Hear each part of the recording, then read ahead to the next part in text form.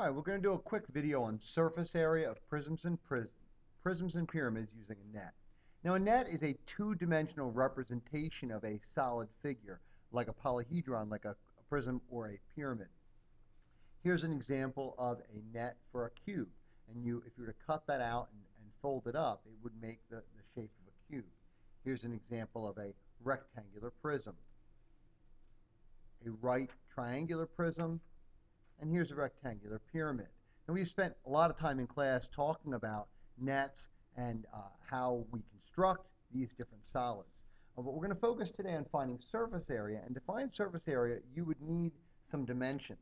So I'm going to use this very same net right here of the cube, and what I've done is I've labeled all the parts so that we can find the area of each square that makes up each surface of the cube. You can see the two bases and the four lateral faces. And so since 8 times 8 is 64, the area of each of these squares would have an area of 64. Now, assuming these are all centimeters, the area of each one will be centimeters squared. Now, to find the area of all together, we would actually need to add up 64 6 times, or more conveniently, multiply 64 times 6, because there are 6 congruent faces. And that's exactly what we'll do. And 36 and 2 is 38. So we'd find out, 38. We'd find out that the area of the entire surface of the cube is 384 centimeters squared. So we're going to go ahead, sorry about that mistake there. We're going to go ahead and do the same thing with our net for the rectangular prism. And again, I've provided some different numbers, and you'll see this time that the area of each item is different. And it's very important eventually for you to take a solid figure, draw the net, and then label it appropriately. So you can see that the length and the width are 6 and 20. 6 times 20 is 120. 10 times 20 is 200. Again, this is 6 times 20, which is 120. 6 times 10 is 60. 20 times 10 is 200. 6 times 10 is 60.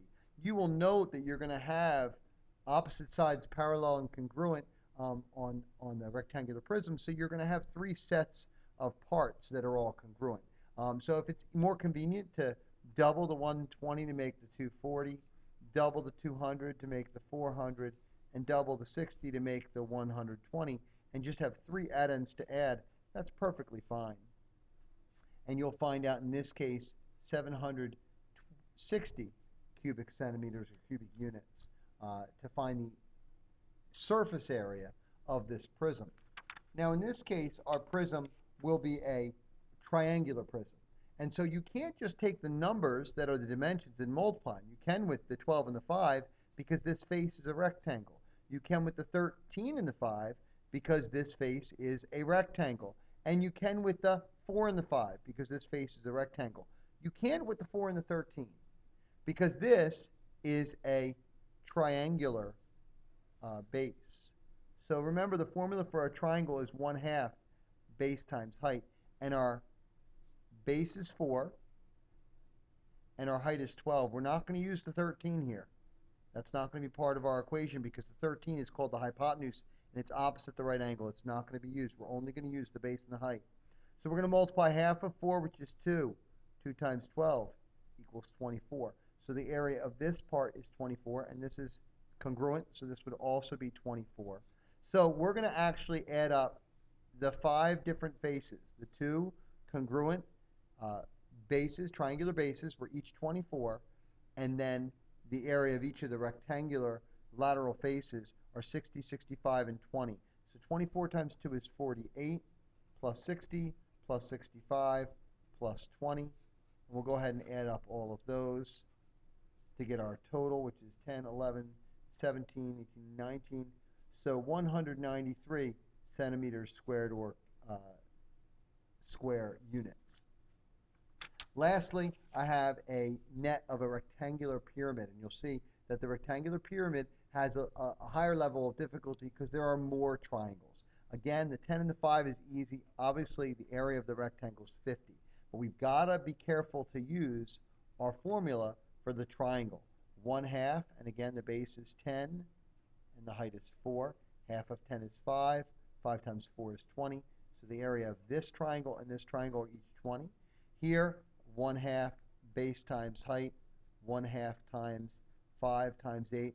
I'm going to apply my associative property and commutative property by switching the order and grouping it the way that it makes most sense to me, by switching the 1/2 and the 5, and then doing 1/2 of 8 is 4, and then multiply 5 times 4. I'm going to find out that this is actually also 20, and this is 20. Even though they're different shapes, they turned out to have the same area. That just happened that way. That's not always going to work that way.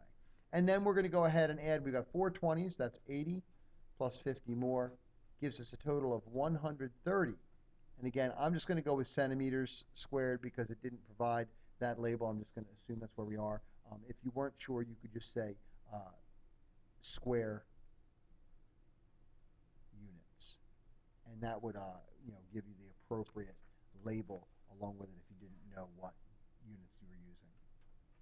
So in our scenario here, I'm going to go ahead and take this graph paper to make it a little easier to make my straight lines, and I'm going to take a look at this solid, this square prism or rectangular prism. It's not a cube, because you notice this is an 8 with the 2 5s here.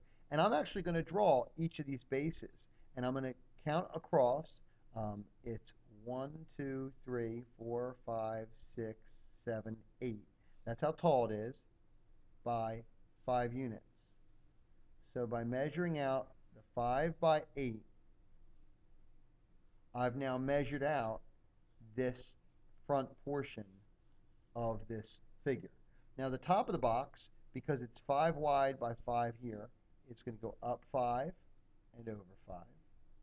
The side of the box, you could see, would be 8 tall but 5 wide, so it's still going to be 8 tall but 5 wide. And this side of the box would also be 5 wide by 8 tall. And then the back, which I cannot see, would be also 8 tall and 5 wide.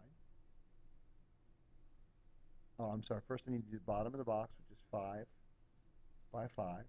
And then the bottom, which would be 1, 2, 3, 4, 5, 6, 7, 8 by 5. And you could see if I was to cut that out, it would form the exact same box. Now, this picture is not a very good picture because the perspective makes it look very much like a cube, but I have to trust the numbers. And now that I've drawn my the net on the grid paper, I can go ahead and find out the area of each part. So this is 5 by 5, which is 25. This is 5 by 5, which is 25. This is 5 by 8, which is 40. And this would also be 40, 40, and 40. And so then I can go ahead and 4 times 40 is 160. 25 times 2 is 50. And so the area, the surface area, would be 210. And then we'll just call this inches squared because that was our original label, was inches. And that's how we'd find the surface area of this particular figure. We're going to try another one here.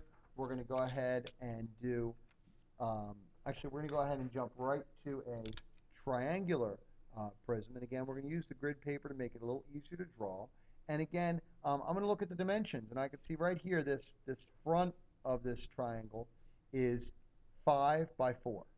So I'm going to go ahead and draw that 5 by 4. So 4 by 5. And that part's now taken care of. And then you can see that this bottom part right here is 4 by 4.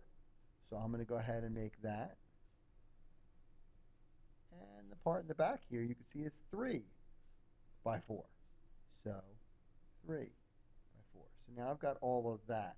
Now I can tell that where the 3 lines up, I can have my triangle, and it's going to be 4 out by 3, and that's going to give me my net.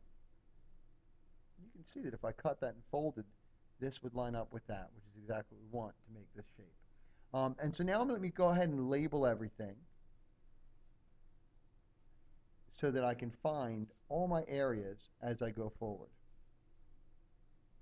And 5 times 4 clearly is 20. So you always want to take care of those rectangles first. They're so easy to solve. We got 16 here. 3 times 4 is 12. Now with our triangles, we want to use our base and our height. We don't need to worry about that measurement there, even though we know it's a 5 because it would line up there. we're going to go ahead and do our 1/2 base times height. 1/2, 4 times 3, and half of 4 is 2, 2 times 3 is 6. So the area of this triangle and this triangle would both be 6. So 20 plus 16 plus 12 plus 6 plus 6 will give us our total area, and I can do 6 and 6 is 12 plus 8 is 20, carry the 2, 2, 4, 6. So our area, our surface area of this figure will be 60 yards squared. All right, so again, even though it was a triangular prism, we're still going to follow those same guidelines. In our last example, we're actually going to do a pyramid. Now, pyramids are a little harder to tell, but this is convenient because it's a square pyramid. And so I know it's a square pyramid because the directions in the page that I didn't show with you told me it was a square pyramid, so you can see. I'm going to go ahead and label that base as a 7 as well. So I'm going to start with a square that's 7 by 7. So 1, 2, 3, 4, 5, 6, 7. 1, 2, 3, 4, 5, 6, 7. And connect that up. And then my pyramid's going to go 5 high. So 1, 2, 3, 4, 5. And go ahead and connect that out. And again, I'm going to do 5 high. 1, 2, 3, 4, 5. And 1, 2, 3, 4, 5. You see, because there's 7 blocks, I'm putting it right in the center there so that my pyramid is a actual right pyramid where the lines are going up straight. 1, 2, 3, 4,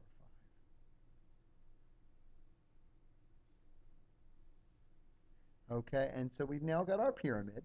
And obviously, 7 and 7, this is clearly going to be 49 is my area in the middle. But for this part, because I'm dealing with a base of 7 and a height of 5, my formula 1/2 base times height would be 1/2 5 times 7. I'm going to go ahead and use my associative property and do the 5 times 7 first, since they're both odd, and do half times 35. I would set that up as 1/2 times 35 over 1, and multiply. I get 35 over 2, and divide that, I get 17.5. So my answer for each of these triangles is 17.5.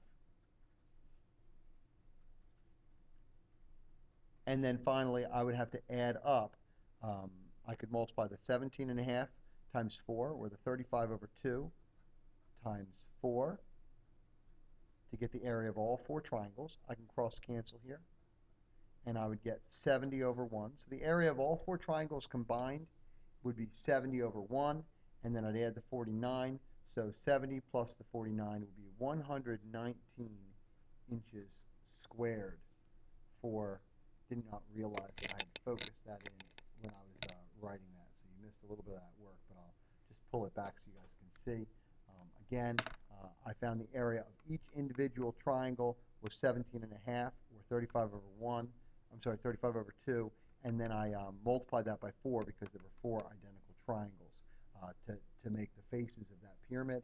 Added that to that base to get my total surface area of 119 inches squared. Primarily with your homework, you want to make sure that you are taking your time and drawing those nets accurately and labeling them clearly so that you can then create all the different parts and find the area of each individual part correctly to find your final surface area.